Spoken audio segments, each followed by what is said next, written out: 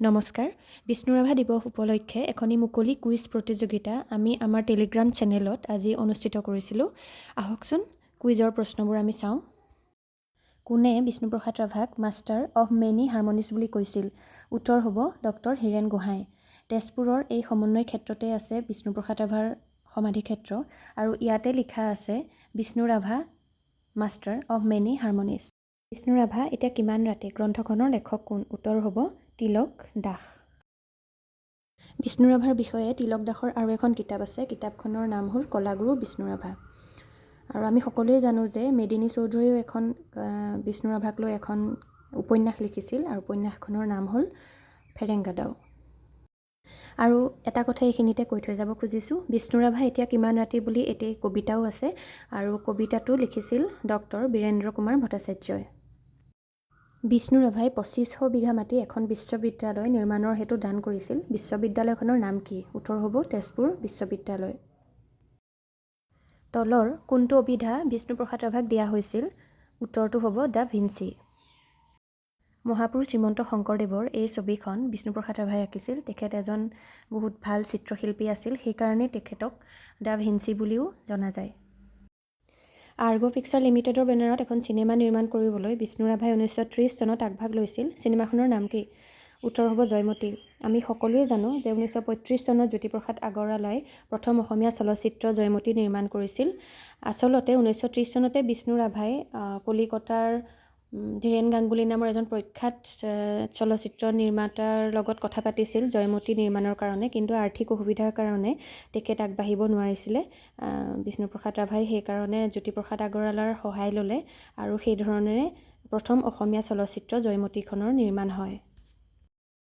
প্ৰত্যেক দিনাই সন্ধিয়া ৮ বজাত আমি জ্ঞানতীৰ্থ কুইজ নামৰ টেলিগ্ৰাম চেনেলত কুইজ দিওঁ। আপুনি যদি আমাৰ কুইজবিলাক ভাল পাইছে তেতিয়াহ'লে আমাৰ টেলিগ্ৰাম চেনেলটো জইন কৰি ল'ব আৰু কুইজবিলাক দৈনিক কৰিব পাৰিব। এতিয়া আহোঁ আমি পিছৰ প্ৰশ্নটোলৈ। কোন চনৰ পৰা কোন চনলৈ বিষ্ণু ৰাভা অজ্ঞাতবাসত আছিল? উত্তৰ হ'ব ১৯৪৭ চনৰ পৰা ১৯৫২ চনলৈকে।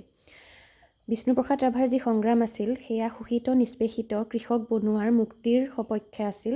সেই সংগ্ৰাম ভাৰতে স্বাধীনতা লাভ কৰাৰ পাছতো চলি আছিল আৰু সেয়ে স্বাধীন চৰকাৰে, ব্ৰিটিছৰ পৰা স্বাধীন হোৱা চৰকাৰে বিষ্ণুপ্ৰসাদ ৰাভাক বিচাৰি ফুৰিছিল, সেয়ে তেওঁ অজ্ঞাতবাসত থাকিব লগা হৈছিল।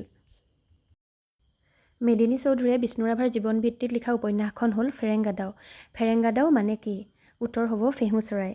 ফেৰেংগাদাও উপন্যাসৰ পাতনিত মেদিনী চৌধুৰীয়ে লিখিছিল, ফেৰেংগাদাও মানে ফেঁহু চৰাই। এইবিধ চৰায়ে ওখ গছৰ ডালত বহে আৰু সুন্দৰ সুৰীয়া মাতেৰে পুৱা ধলফাট দিয়াৰ আগতেই শুই থকা মানুহক দিনটোৰ বাবে সচেতন কৰি তোলে। ১৯৫০ চনত অসম চৰকাৰে বিষ্ণু ৰাভাৰ শিৰৰ মূল্য কিমান ধাৰ্য কৰিছিল? উত্তৰটো হ'ব ১০,০০০ টকা। ১৯৫২ চনত বিষ্ণুপ্ৰসাদ ৰাভাই কাৰাবাস খাটিবলগীয়া হৈছিল। পুনৰ তেখেতে ১৯৬২ চনতো কাৰাবাস খাটিবলগীয়া হৈছিল। বিষ্ণুপ্ৰসাদ ৰাভাৰ মৃত্যুৰ পিছতে ডক্টৰ ভূপেন হাজৰিকাই তেখেতক লৈ এটি গীত ৰচিছিল। গীত কোনটো?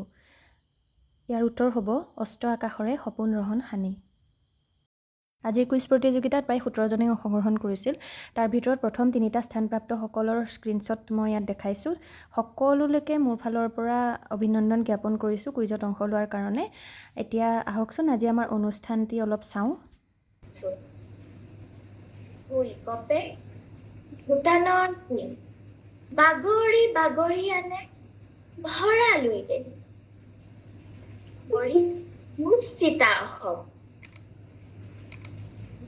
উচুপত তথাপিতো বুৱতী সুঁতিত ফেনে ফুটুকাৰে বয় যৌৱনৰ গীত মৃত্যুহীন কলিজাৰ ৰঙা পোৱালেৰে কথা আলোকনীৰ চিৰ শান্ত মহাসাগৰ। তোমালোকৰ মা দেউতাসকলক, ছাৰ বাইদেউসকলক ক'বা প্ৰশান্ত মহাসাগৰ ক'ত আছে দেখাই দিব। কিমান বিশাল প্ৰশান্ত মহাসাগৰ সেই কথাটো কৈ দিব আৰু কিমান গভীৰ প্ৰশান্ত মহাসাগৰ সেই কথাটো কৈ দিব। প্ৰশান্ত মহাসাগৰত তেখেতে কৈছিল, শিল্পী হ'বলৈ হ'লে প্ৰশান্ত মহাসাগৰত ডুব মাৰি, পানীত ডুব মাৰি, উতৰি গৈ ডুব মাৰি সাগৰৰ তলিৰ পৰা শিল বুটলি আনিব পৰা দুৰ্বাৰ সাহস আৰু শক্তিৰ অধিকাৰী হলেহে শিল্পী হব পাৰিব। এইটো হল আক্ষৰিক অৰ্থত কৈছে। আক্ষৰিক অৰ্থত কলে আমি তাক বুজিলে নহব, আমি সাহিত্যৰ অৰ্থত বুজিব লাগিব। এই বুলি কলে বুলি আমি আৰু শিল্পী হবলৈ গৈ প্ৰশান্ত মহাসাগৰত ডুব মাৰি জঁপিয়াই দিলেহে হব? দিব জানো কোনোবাই? প্ৰশান্ত মহাসাগৰত আমি ডুব মাৰি দিবগে নোৱাৰো। কৈছে শিল্পী হবলৈ হলে যথেষ্ট অধ্যয়ন কৰিব লাগিব, যথেষ্ট ধৈৰ্য হব লাগিব, যথেষ্টখিনি সাহস থাকিব লাগিব সত্য কথা কবলৈ, ন্যায়ৰ পক্ষত যুঁজিবলৈ যথেষ্ট সাহস থাকিব লাগিব, মানুহৰ মুক্তিৰ কথা কবলৈ ভয় খাব নালাগিব। প্ৰশান্ত মহাসাগৰ, তোমালোকৰ মা দেউতাসকলক, ছাৰ বাইদেউসকলক কবা প্ৰশান্ত মহাসাগৰ ক'ত আছে দেখাই দিব। কিমান বিশাল প্ৰশান্ত মহাসাগৰ সেই কথাটো কৈ দিব, আৰু কিমান গভীৰ প্ৰশান্ত মহাসাগৰ সেই কথাটো কৈ দিব। প্ৰশান্ত মহাসাগৰত তেখেতে কৈছিল শিল্পী হবলৈ হলে প্ৰশান্ত মহাসাগৰত ডুব মাৰি, পানীত ডুব মাৰি, উতৰি গৈ ডুব মাৰি সাগৰৰ তলিৰ পৰা শিল বুটলি আনিব পৰা দুৰ্বাৰ সাহস আৰু শক্তিৰ অধিকাৰী হলেহে শিল্পী হব পাৰিব। এইটো হল আক্ষৰিক অৰ্থত কৈছে। আক্ষৰিক অৰ্থত কলে আমি তাক বুজিলে নহব, আমি সাহিত্যৰ অৰ্থত বুজিব লাগিব। এই বুলি কলে বুলি আমি আৰু শিল্পী হবলৈ গৈ প্ৰশান্ত মহাসাগৰত ডুব মাৰি জঁপিয়াই দিলেহে হব? দিব জানো কোনোবাই? প্ৰশান্ত মহাসাগৰত আমি ডুব মাৰি দিবগে নোৱাৰো। কৈছে শিল্পী হবলৈ হলে যথেষ্ট অধ্যয়ন কৰিব লাগিব, যথেষ্ট ধৈৰ্য হব লাগিব, যথেষ্টখিনি সাহস থাকিব লাগিব সত্য কথা কবলৈ, ন্যায়ৰ পক্ষত যুঁজিবলৈ যথেষ্ট সাহস থাকিব লাগিব, মানুহৰ মুক্তিৰ কথা কবলৈ ভয় খাব নালাগিব।